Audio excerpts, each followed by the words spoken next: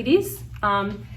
This morning, I want you guys to take some time to ponder and think about the type of home that you and your husband are creating for your families. You're at the beginning of making memories within your home that are going to be remembered for years to come, with habits and patterns that are going to be set for your children as they even grow into adulthood. And you want to leave a godly legacy for your children with memories of growing up in a godly home. And you know that starts with the atmosphere that you create within your home. So I want to start by looking at two very different types of homes.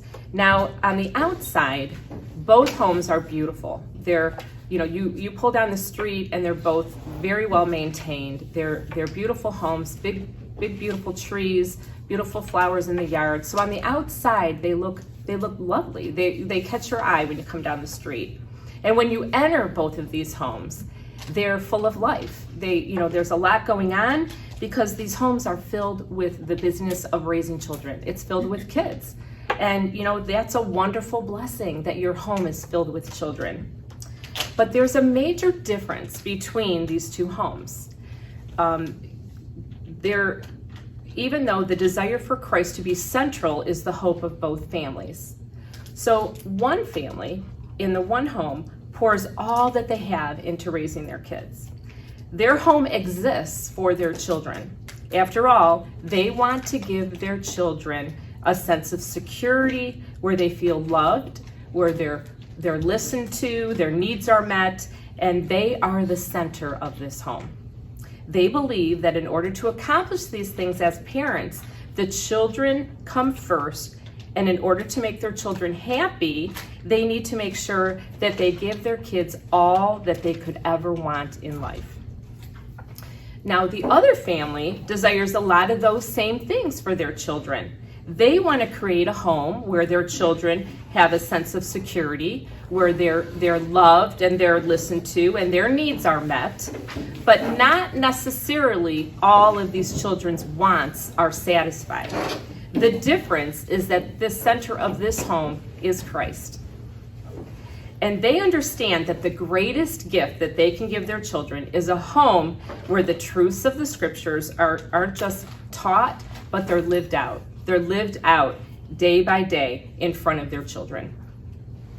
Now, you might be sitting here and thinking, I don't quite understand the difference, because if both families are Christian homes, they love God, they desire that same outcome for their children, which is that their children would come to a saving knowledge of Christ. How are these two homes different from each other? Well, that's a very good question. Today, we're going to look at some specific differences between a home that revolves around the children, and we're going to call that a child-centered home, and even some concerns that come with a home like that, and a home that revolves around Christ. And we're going to call that home a Christ-centered or a God-centered home, and the blessings that come with a home like that. I want you to listen with me, and it's on your handout there, Proverbs 24, verses 3-4. It says, by wisdom a house is built, and by understanding it is established. By knowledge the rooms are filled with precious and pleasant riches. Now the word house in this verse can be referred to as the building that you live in, or it can also be a metaphor for a family. And then the words wisdom, understanding, and knowledge, that refers to the fear of God and His Word. The precious and pleasant riches are referring to the promises and the blessings that the Lord gives to those who love Him and fear Him and follow after Him. So I want us to read that verse again, but I've created an amplified version of this verse. So I'm going to read it and I want you to follow along with me. It says, with God's wisdom, a family is built. And by understanding of His Word, a family is established. By the knowledge of God, the family members are filled with precious and pleasant blessings. Isn't that what all of us desire for our homes and our families? Yes. A home that's built upon the wisdom, the knowledge, and the understanding of God and His Word. We want to experience then those precious blessings that we will receive by being faithful parents who trusted in the Lord. This is the start of leaving a godly legacy and creating a Christ-centered home. Now, I want to explain a little bit more clearly the differences between these two types of homes that we're talking about. So, if we were to explain more clearly a child-centered home, it would look like this. It would be a home that revolves around the child. The child believes that the parents, their siblings, and even the family pet exist for their gratification. A child who is at the center focus of the home truly believes that his or her desires should be the main focus of the family. This is how peace and happiness exist in the home, because when the child's happy, everybody's happy. But if the child's not happy, everybody is miserable. And you will do whatever you need to do to bring peace within the home. A second way that you could identify a child-centered home or a type of parenting is that the children are elevated to a place of worship. You know, they become to the point where you're doing all that you can to just worship them. It's all about them. But we know that no one else besides God should be the one who is worshiped. Number 3, there's a lack of proper biblical discipline and training as a result of parenting done through emotions. It could be anger, guilt, frustration, exhaustion. You know, you respond in discipline because they frustrate you, and so you respond in anger, or maybe you're feeling guilty over maybe something they said to you or something that happened, so you're disciplining or responding to them through the guilt that you have. You give in to them because you feel guilty, or maybe you're just exhausted and you're just like, okay, you let them get away with some type of behavior because it's just easier. This type of parenting focuses on the moment without thinking about the future. These kids can grow up believing that the world owes them something because they're being raised with a very self-focused view of life. Now, the God-centered type of home, a God-centered parenting, could be defined in this way. It's a home that's motivated by pleasing and serving God. The husband and wife relationship is the priority relationship, and the children are welcomed members into the family. They're not the central part of the family. They're not part of that decision-making process. They're not the boss. The parents are. And you have to remember, when you got married, you and your husband formed your family. You were a family before the children came. When the children come into your home, they just expand your family. One day, those children are going to leave, and your husband and you will still be there. You are still going to be a family. It's going to look differently. So don't think, my children made my family. No, you were a family before them. You're welcoming them into your family. In a home like this, God is elevated to a place of worship throughout the home. The family's focus is to please God and to bless other people. That's not always easy, but that should be our goal. Parents discipline and train their children based upon the truths taught in the scriptures, not allowing the emotions to control how they respond to their children. These parents who have God as a central focus, these parents train their children with the future in mind and work to develop character in the child as that child grows older. Now, I've always said this to moms, and I may have even said it to some of you, that how you parent today is gonna affect your children 5 years from now. It's gonna affect them 10 years from now when they're 25, 35. How you deal with things today is gonna affect your children in the future. These type of parents stay focused on training their children with the truths they learn from the scriptures, even when it's hard. They try not to give in because it's easier, but they do what is best. Now, I want to give a little bit of a disclosure or a disclaimer here. Now, I know that there are times in family life when things become awry. When you bring in a new baby into the home, that baby turns your whole family upside down. And there's going to be times where there's going to be transition in your family, where there's going to be, the routines are going to be, off kilter. And you can have, kids are demanding, and on so many levels. There are seasons where there may be an issue with one of your children that kind of overtakes things for a while. Maybe there's a discipline issue. Maybe there's a health concern. And in that time, in that season, your focus is on that child. And that's normal. Don't look for perfection. Don't look for something that we can never, have our main focus on the children. That's a season. That's a time in your family life. But you need to then be aware that the shift isn't happening to where your children become that main focus over the long haul. Because, shifts happen and you just need to be aware of those things in your family. And I also understand that you may have a child who is very strong-willed and they fight continually to have their own way. The best thing that you can do for this child is to stay consistent in training to God's standards. And remember that God calls you to do, if he calls you to do something, he is going to equip you to do it. So remember that. He's not giving you more than you can handle with one of your children. Remain faithful to the Lord and pray that he works in that child's heart. Now, you'll see with your handout, you also have another handout there that's called Child-Centered or God-Centered Home. And this is a chart that I've developed that I think is going to be a helpful tool for you as you try to discern where your home kind of lies, and you can see some areas where maybe you're weak in your family life, or maybe you're strong, and we want to I'm going to take some time to walk through it, but because of the time restraints I have this morning, I'm going to go a little quick, but you're going to have time later to look at this a little more deeply. So let's start with Proverbs 2:1-7 at the top of the page, and I want you to listen again.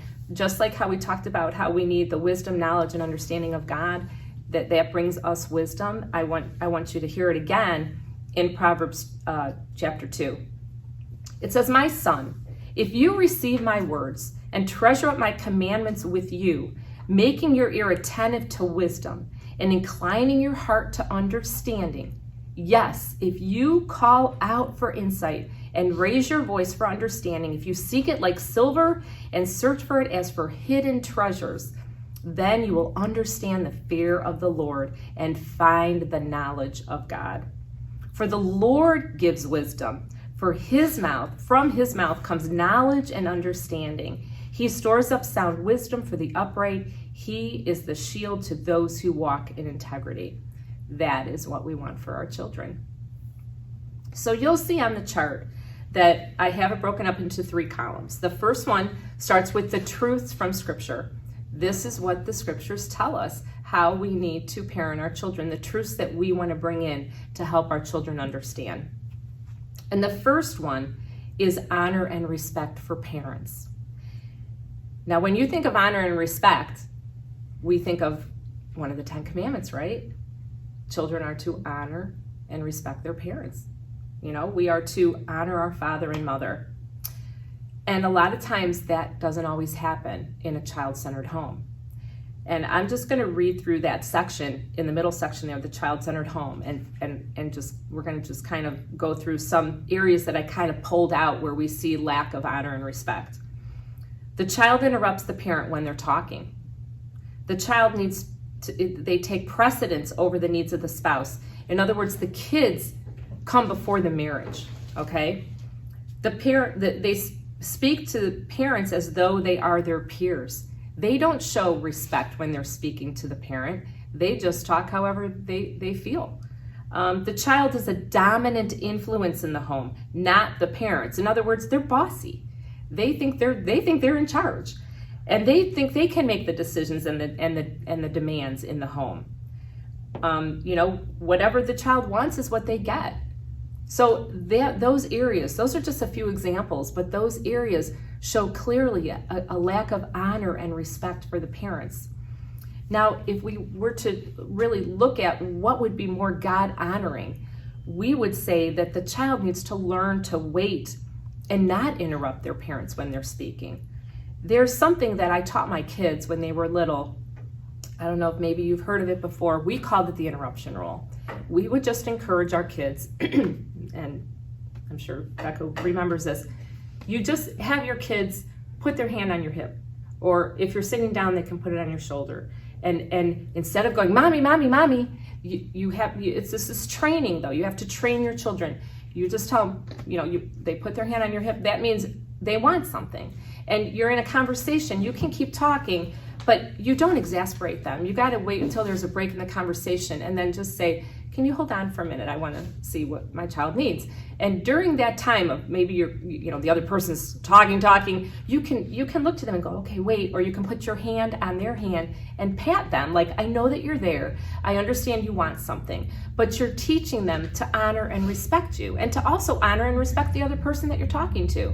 But like I said, you don't want to exasperate them. Mm-hmm. You got to give them the attention that they're waiting for. You're trying to teach them to be patient, but you got to work with them too. When it comes to the marriage, like I just explained before, that they are welcomed members into the family. They need to learn that they are not going to come between mom and dad. How many times when you hug each other, they want to squeeze right in there, right? And it's not a family hug. There's family hugs, but this is a mom and dad hug right now, right? Or they want to climb in your bed. Where do they want to go when they climb in your bed? Right between the two of you, right? Don't allow those things to happen. You need to help your child understand that you love your husband and that you put that above them. Have them wait. If they need something and your husband needs something, you can tell your child, wait, daddy needs something, and you go and see what daddy needs. You show affection in front of the children, and you also go on dates. It's good for them. They don't want you to go out, but you know what? It's good for them when you go out and you say, oh, I'm so excited, I'm going on a date with daddy. Do those things. Make it purposeful. And also, as far as how they speak to you, they need to show respect. They need to honor authority, not just yours, but other people's too. And if your child is struggling, remind them, you might want to try that again. You did not ask me the right way. How should you ask me? You're training them. It's a constant work with your children. And then they should not be the dominant influence. Parents make the rules. You make the decisions in the home. The child needs to learn to willingly submit to the house rules and the decisions that are made by mom and dad. So the second area, a truth from Scripture, is love, honor, and respect for other people. In Romans 12:10, it says, love one another with brotherly affection. Outdo one another in showing honor. That's what we want to teach our children. We don't want them to just think about themselves all the time. We want them to honor and respect and love other people. How is that struggle? What does that look like in a child-centered home? Well, the child's not required to show respect to other adults in authority, or even to their siblings or other children. They ignore other people when they're talking to them, right? They don't show any type of respect to other people. What about when another authority is in charge of them, when mom and dad isn't there? They're not required to submit to that authority. Maybe it's the babysitter, maybe it's a grandparent, maybe it's a teacher. What you need to teach your children to help have your home more God-centered is to put other needs before your own. They need to learn that. They need to learn to respond directly to adults when adults are speaking to them. Do not allow shyness to be an excuse. Your child may be quiet and it's intimidating to talk to an adult, but do not allow shyness to be an excuse why they can't say hello. You need to train them to say hello or thank you. They can do that. They can do that. You're not asking them to have a conversation with an adult. You're just teaching them that, somebody told you have a pretty dress on, you don't turn the other way. You need to say thank you. If Mrs. So-and-so says hi, you need to say hello.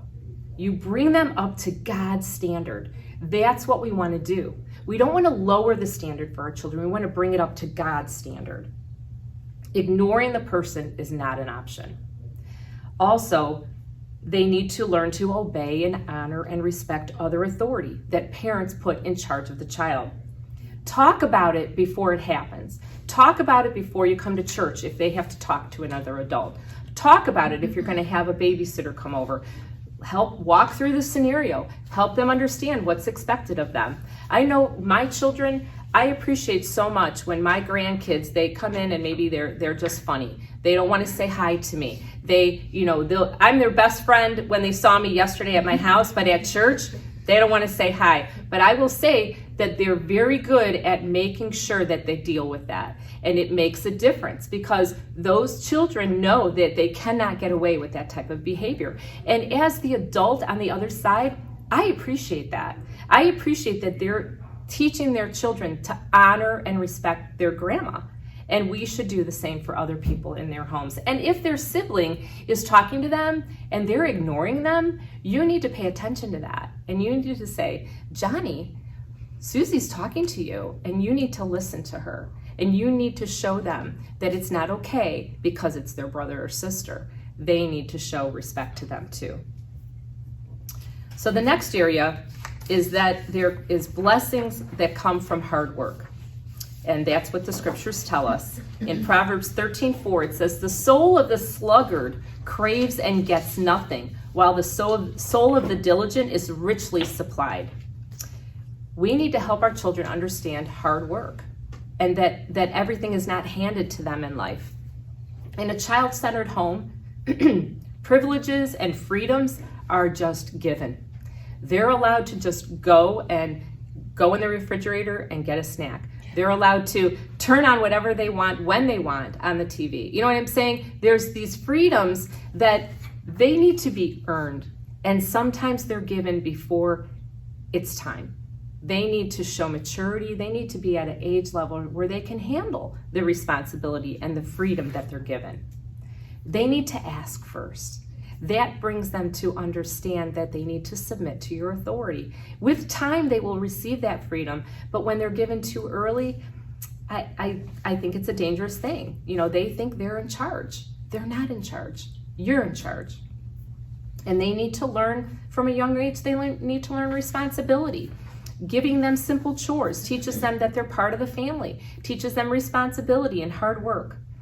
So privileges and freedoms within a godly atmosphere within the home, they're earned. Okay, when parents observe the proper maturity in the child, but they can also be taken away. They can be taken away if they're misused or abused. The child needs to understand that these things are earned and not expected. The next area that the scriptures talk about is that we need to be thankful.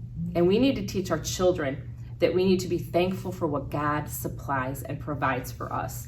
In Psalm 9:1, it says, I will give thanks to the Lord with my whole heart. How does this look in a child-centered home? Just a couple examples. Mom cooks different meals for different kids during mealtime. And I know that's easy to do because you have picky children. I get that, but your children need to learn that they need to be thankful for what mom makes. And they need to learn, and I remember when my children were little, I wouldn't purposely make a meal that they didn't want to eat. I would make sure there was something that they could eat within that meal, because they have to learn to come along and be part of the family. When you're sitting as a family at the table, they need to be part of the dinner. It's not mom in the kitchen making another meal for another child. They need to learn to submit and become part of that, and they need to be thankful for what mom has made, thankful for what has been prepared. Another area where there may be a struggle is parents are quick to replace toys that have been broken or lost due to the child's lack of care. If the child is rough with their toys, or they don't take care of them, say they leave them outside in the rain and it gets, their bike gets rusty, you don't want to run out and get them a brand new bike. Because what have they learned from that process? We want them to understand that sometimes there's natural consequences to when you don't take care of your things. And natural consequences are consequences that naturally occur due to poor choices. They learn from these things. It goes back to what we were just saying about the privileges and being entitled to things, that they think they deserve it. yes, you can give them good things, but they need to learn to take care of their things. And if they don't take care of them, there is a consequence for that. They need to learn to be thankful for what mom and dad provide for them. Dad goes to work every day and works hard for the family. And so we need to make sure that we take care of those things and thank God for what he gives us. The next area that the scriptures talk about is we need to discipline our children for the purpose of godliness.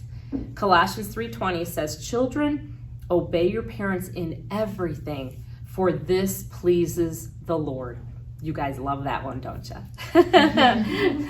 We want them to obey you because it pleases God. That's our goal. Our goal is that we want them to obey so that they will follow after Christ. Now, there's many areas that this can occur. One is that the child uses manipulation and rebellion to get their way. Another one is, you have a child that you feel sometimes like you're walking on eggshells, and so you kind of have to entertain them or coddle them in order to get them to do what you want or to get them out of a bad mood. You're not quite dealing with it correctly. Or they escape the consequences of their sinful behavior and irresponsible behavior, and it could be like we talked about before. It could be because you're exhausted, because maybe you feel bad, or you just don't. You're not equipped to know how to continue to press on against this strong-willed child. But a child needs to learn that they need to obey, and obey the first time. They need to obey all the way, right away, and with a good attitude. They need to learn that. They need to be trained by that. Instead of being coddled when they're in a bad mood, you try to walk on the eggshells, they need to be disciplined out of a bad mood. If it's a consistent attitude that you're dealing with. If the child knows what to do and doesn't do it, it's disobedience, and there needs to be correction. They need to receive appropriate consequences for their irresponsible behavior, and they may suffer natural consequences, like I mentioned. It may be hard to tell your child no. I understand that. We want to give our children, we want to give them the things that they desire, but sometimes it's a good thing to say no. It's a good thing. You need to be consistent. You need to be consistent with your directions and your rules and your decisions. Remember, you're parenting today for tomorrow. So what you do today, when you're inconsistent, no today, okay, it's okay tomorrow. You're giving your children an inconsistency, and you don't want to do that. You want to be consistent. And the last area is for you. Do you trust God with your children? Do you trust them? Psalm 56:3 says, "When I am afraid, I will put my trust in you." We always seem to have something that we're concerned about with our kids, right? Always. It goes from one thing to the next. I'm a grandma and a mother of adult children, and I still worry about my kids. It doesn't go away until you're always a mom. You're always a mom. But the danger that can come in a child-centered home is that you are overprotective of your children. You're the helicopter mom. Do you know what that is? That's the mom who's hovering all the time over her children. You don't want to be that type of mom. And when the child is young, they might like all that extra attention, but when they get older, they call that an overbearing mother. And you don't want to become an overbearing mom. Parents are not to be overbearing and overprotective, but parents need to trust God for their physical and spiritual welfare of their children. You need to be praying. That's how you trust the Lord. You're obedient in what God has called you to do, and you keep on your knees praying for your children. So that's just a quick run through of that. But I know that when you're dealing with the everyday training and discipline of your kids, you may not always be considering that what you're doing today is going to affect your kids tomorrow. And I understand, and I know from personal experience that when you're in the moment of discipline, okay, you're focused on dealing with the issue at hand, right? Such as another meltdown or whining. You have this constant whining, or you're dealing with another conflict between the kids, right? I could go on, but you guys get the point. You need to be ready for these issues that come throughout your day. You need to be prepared, and you need to have a plan for how to deal with those things. I'm not going to get into the specifics of that right now. I hope that chart helps you a little bit, but I would encourage you, you have a booklet that actually Paul and Karen Touches wrote. It's called Help My Toddler Rules the House. It's a great little book. I think it will give you great direction. And Karen was not feeling well this morning. She was going to be here, but she wasn't able to be here. But I would also encourage you that last year, for the Mom's Minutes, we did a 3-part child training series. And I taught the first one on obedience. Babette did the next one on a discipline. There was 2 parts on discipline. Babette did the first part on discipline, and Kathy Tiffy did the second part on discipline. If you didn't listen to it, I would encourage you to go back and listen to them. They're on the church's website. You can go to our YouTube channel. They're listed on there, and they're listed as Mom's Minutes. And I would encourage you in that. I would encourage you to read books, talk with each other, encourage one another. You need to have a vision for the future and a biblical mindset for parenting your kids today. Lifestyles are formed by habits and patterns that we practice. Everyone forms habits, right? You're in the habit of parenting a certain way. You're in that habit, and your kids are in a habit of responding a certain way to how the home functions. Everyone forms habits. Some are intentional, and some just seem to come about. Our daily practices and habits have 3 overarching effects on our lives. The first one is that whatever we desire drives our habits. Think about that. But habits can shape our desires. Let me say that again. Our desires drive our habits, but our habits can shape our desires. Your kids desire to have their own way, right? So now they're in a habit of whining, manipulating, and delaying to obey you, okay? They're in a habit. Whatever you're desiring is driven by how you habitually respond to your children too. You want peace and quiet, right? So you're in the habit of when they get all loud and running around and get crazy at the house, you start yelling. You're in a habit. You're responding the same way. Or maybe you've gotten in the habit where you just need some peace and quiet. You turn the TV on again. They're in front of the TV, maybe a little too much, but you've gotten in the habit of responding a certain way. But if we begin to change how we respond, we begin to form new habits, it will help to shape our desires.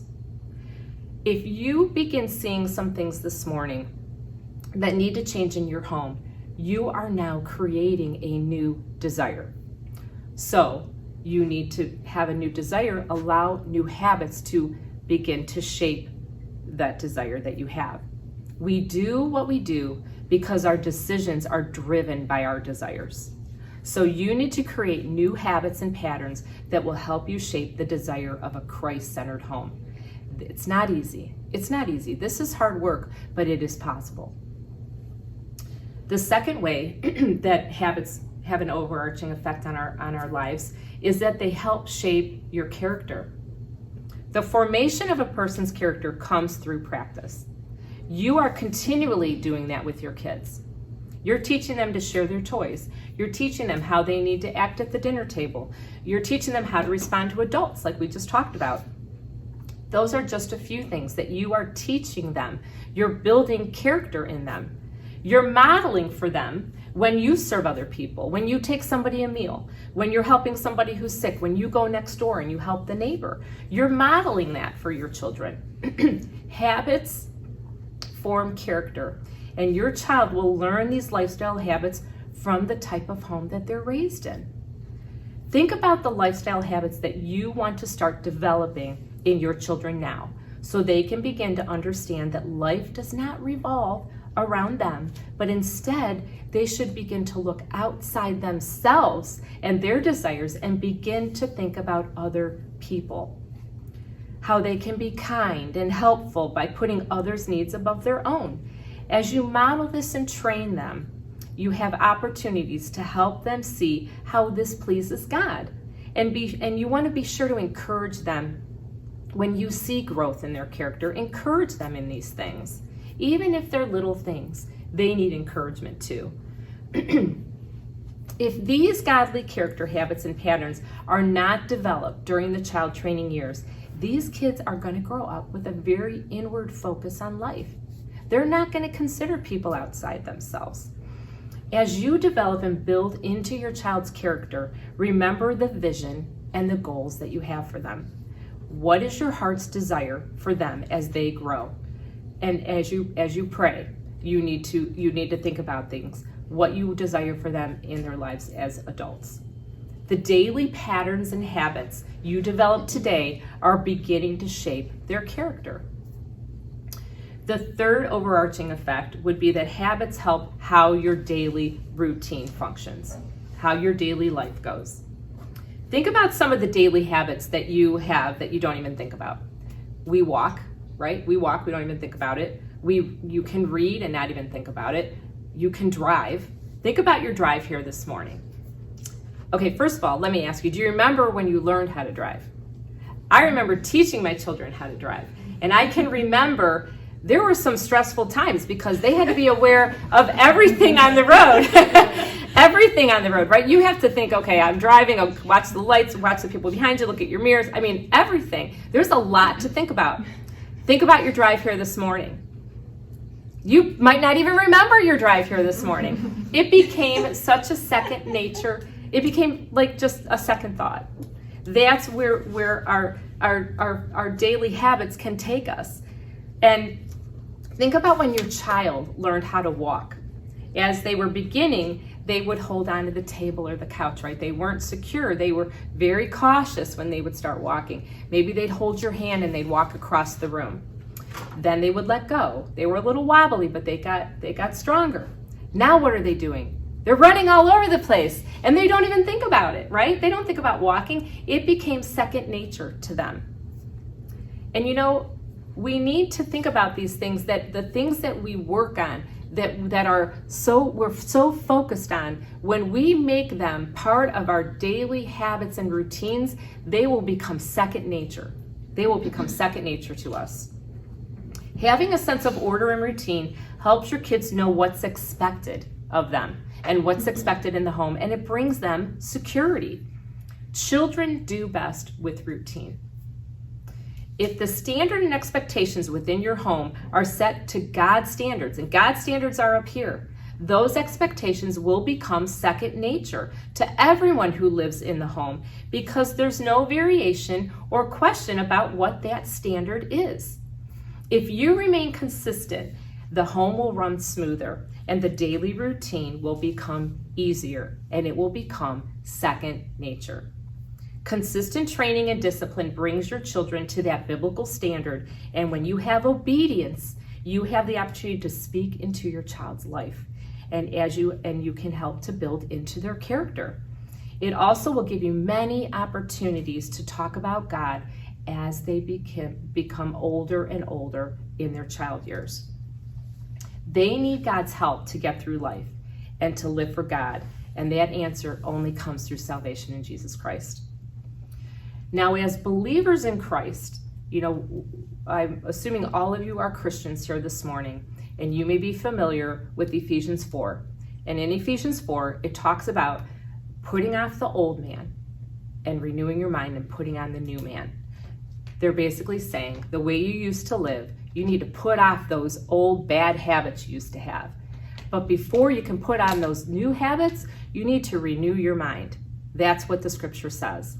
And then if you go on in Ephesians 4, from verse 22 on to the end of the chapter, it tells you how to do that and why you should do that. It gives you some practical life examples on how to do that. And if you're not familiar with Ephesians 4, I would encourage you to take the time to read it. So if you're a Christian here this morning, you're able to change and form new godly habits and patterns in your life because you have a helper. You have the Holy Spirit who enables you to change. Your little toddler and preschooler, they don't have the Holy Spirit to guide them, but they have you. They have a mom and dad who love them and care for them. You are their helper. God's design is so perfect, isn't it? God loves children, and his design for the family is so good. He created the design for the family in such a way that the parents are to help their children by teaching and training and disciplining them so that when they first learn to come under your authority and obey you, then they can learn to come under God's authority and obey God. We want it to become second nature for them. And ladies, we live in a wicked world. Our society is trying to fill our minds with lies, lies that blind us from the truth. We're also seeing how they want to take our children. They want control of our children. We're living in difficult times, and you are in a battle for the hearts and minds of your children. I know that all of you desire to see your children come to a saving knowledge of Jesus Christ as adults and walk with him and serve him and love other people. That desire, that vision should cause you to develop a mindset for how you want to parent. And it should also motivate you to change your habits and patterns. You do your children no favors by allowing your life and your home to center around your children. It's a hindrance for them. In 2 Timothy 3, it tells us what people will be like in the last days. And I just want to share with you some of the character qualities of these people. It says that people are going to be lovers of self, lovers of money. They're going to be proud, arrogant, disobedient to parents, ungrateful, unholy, without self-control, not loving good, swollen with conceit, lovers of pleasures rather than lovers of God, having the appearance of godliness but denying its power. We don't want that for our children. We don't want our children to grow up and get sucked into the world with just a mindless mind towards God. We need to raise our children who can stand against the pull of the world. No one wants to see their adult children characterized by that passage. God is the only one who can change the heart of your child. And we must remember that we are not responsible to save our children. God is.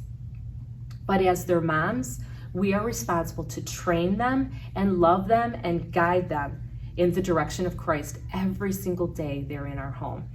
What a blessing from God, and what a privilege we have. If you're sitting here and realizing some things need to change in your house, I want you to be grateful. Don't be discouraged. Grateful that you can change the direction of your home and center it around God. Grateful that God's mercies are new every single morning. Grateful that you serve a God who is faithful and powerful, and he is the one who moves in the hearts of men. Let me share with you another passage from Proverbs 31. It says, "Strength and dignity are her clothing, and she laughs at the time to come. She opens her mouth with wisdom, and teaching of kindness is on her tongue. She looks well to the ways of her household and does not eat the bread of idleness. Her children rise up and call her blessed, and her husband praises her." We cannot change our children's hearts, but God is the one who does that. But God uses you as the mom in the lives of your children. No one else loves them like you do. When you remember this on the day-to-day struggles that you're going to deal with and the battles that you come across with your children, let it be the encouragement that you need to keep going, to remember that your long-term vision is why you keep going today. Remember what it is and keep going, keep doing that hard thing. Parenting is sacrificial, it's time-consuming, it's tiring, but let me encourage you as a mom who's been there. I have been where you are, and it's worth every interruption, every loss of sleep, every tear that I have shed over my children, and every prayer that I have lifted up to move in their hearts. Mothering is a gift from the Lord, and your children are such great blessings. They grow quickly, so consider the interruptions as opportunities. Opportunities to build into their character, train them to obey so they will obey God. If they don't obey, they won't listen. If they won't listen, how will you be able to speak into their lives about the love that God has for them? The days are long. The days are long, but the years go so fast. before you know it, they will be grown and have families of their own. So I want to remind you again of how Psalm 24 reads, verses 3 and 4. By wisdom a house is built, and by understanding it is established. By knowledge the rooms are filled with precious and pleasant riches. Let that be your prayer for your children.